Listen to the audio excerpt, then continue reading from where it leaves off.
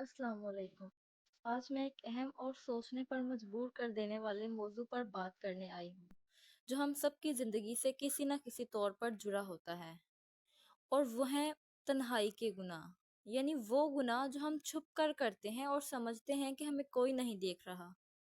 سب سے پہلے تو میں آپ سے کچھ سوال پوچھنا چاہتی ہوں، ایسے سوال جو شاید آپ نے کبھی خود سے نہیں پوچھے ہوں گے، یا شاید پوچھے ہوں مگر نظر انداز کر دیے ہوں۔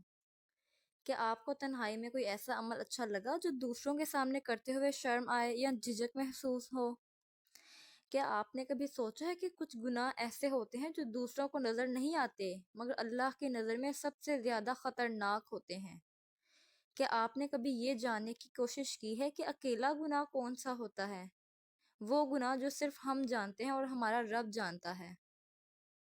آج سوچو، جب آپ اکیلے ہوتے ہیں یا سب سو جاتے ہیں تو آپ کے ہاتھ وہ اسکرین کھول لیتے ہیں جہاں آپ کو نہیں جانا چاہیے، جب آپ کی آنکھیں ایسی چیزوں کو دیکھتی ہیں جنہیں آپ کو نہیں دیکھنا چاہیے، جنہیں دیکھ کر دل کی روشنی ختم ہو جاتی ہے، یا جب آپ اکیلے میں کسی کے لیے دل میں بغض رکھتے ہو یا دوسروں کے بارے میں برا سوچتے ہو، جب آپ کسی کو دھوکہ دینے کا منصوبہ بناتے ہو اور دنیا آپ کو نیک سمجھتی ہے، تو کیا یہ سب گناہ نہیں؟ یہی وہ زہر ہے جو میٹھا لگتا ہے مگر آپ کو برباد کر رہا ہے۔ یہی وہ آگ ہے جو اندر ہی اندر آپ کو جلا رہی ہے مگر آپ کو محسوس بھی نہیں ہو رہا۔ کبھی سوچا ہے جب یہی گناہ عادت بن جاتے ہیں نا تو دل سخت ہو جاتا ہے، پھر دعاؤں میں آنسو نہیں بہتے، عبادتوں میں دل نہیں لگتا، اور زندگی بے سکون ہونے لگتی ہے۔ پھر دل چاہتا ہے کہ کچھ اور دیکھیں، کچھ اور غلط کریں، کیونکہ جو پہلا گناہ تھا نا اب وہ معمولی لگنے لگا ہے۔ حضرت عمر کے زمانے میں ایک نوجوان تھا جو راتوں کو تنہائی میں گناہ کرتا تھا۔ وہ سمجھتا تھا کہ اندھیرے میں تو کوئی نہیں دیکھ رہا، مگر اس کا دل ہمیشہ بے چین رہتا تھا۔ ایک دن اس نے مسجد میں سنا کہ حضرت عمر فرما رہے تھے، جس نے چھپ کر گناہ کیا وہ اللہ کے سامنے کھڑا ہونے کے لیے تیار رہے۔ یہ سن کر وہ نوجوان کانپ اٹھا۔ اس نے اللہ کے سامنے سجدہ کیا اور روتے ہوئے کہا، یا اللہ، تو ہی دیکھ رہا تھا، تو ہی معاف کرنے والا ہے، مجھے بھی معاف فرما۔ اس دن کے بعد اس نے کبھی پلٹ کر گناہ کی طرف نہیں دیکھا۔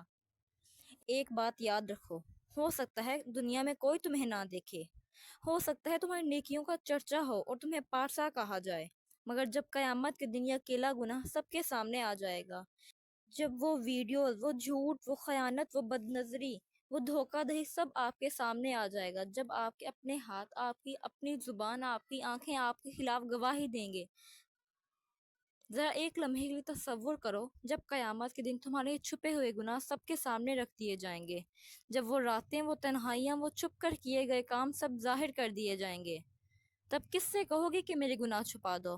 تب کس سے کہو گے کہ مجھے ایک اور موقع دو؟ تب کس سے درخواست کرو گے کہ مجھے معاف کر دو؟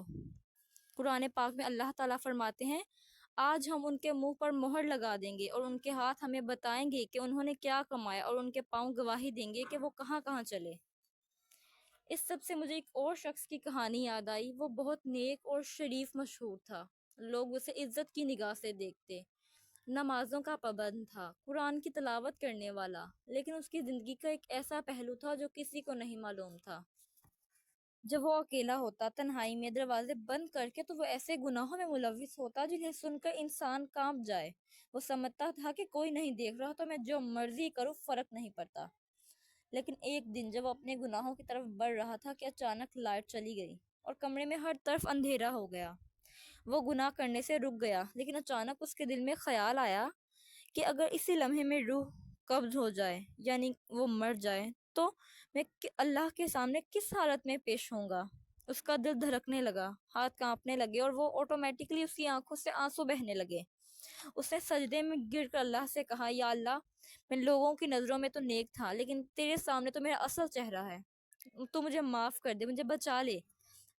اس دن کے بعد کبھی اس نے گناہ کی طرف دیکھا بھی نہیں، کیونکہ وہ سمجھ گیا تھا کہ اصل نیکی وہ ہے جو ہم تنہائی میں کرتے ہیں، کیونکہ جو ہم تنہائی میں کرتے ہیں وہی ہمارا اصل ہے۔ ہمارا اصل امتحان تب ہوتا ہے جب کوئی نہ دیکھ رہا ہو، مگر پھر بھی ہم گناہ سے بچیں۔ آپ سب کو بھی چاہیے کہ اسی لمحے اللہ سے توبہ کریں۔ اگر آپ اپنے ہاتھوں کو، اپنی آنکھوں کو، اپنی زبان کو اور اپنے دل کو پاک کر لیں تو اللہ آپ کو ایسے معاف کر دے گا جیسے آپ نے کبھی گناہ کیا ہی نہ ہو۔ کیا آپ جانتے ہو کہ اللہ تمہاری توبہ کے انتظار میں ہے؟ اللہ فرماتے ہیں، اے میرے بندو، اگر تمہارے گناہ آسمان تک بھی پہنچ جائیں اور تم مجھ سے معافی مانگو تو میں تمہیں معاف کر دوں گا۔ تو پھر آج سے اپنے دلوں کو صاف کر لیں، اپنے گناہوں کا بوجھ ہلکا کریں، کیونکہ ہمیں نہیں معلوم کہ زندگی کا آخری لمحہ کون سا ہے۔ ہمیں نہیں پتا کہ ہم آج زندہ ہیں کل نہ ہوں۔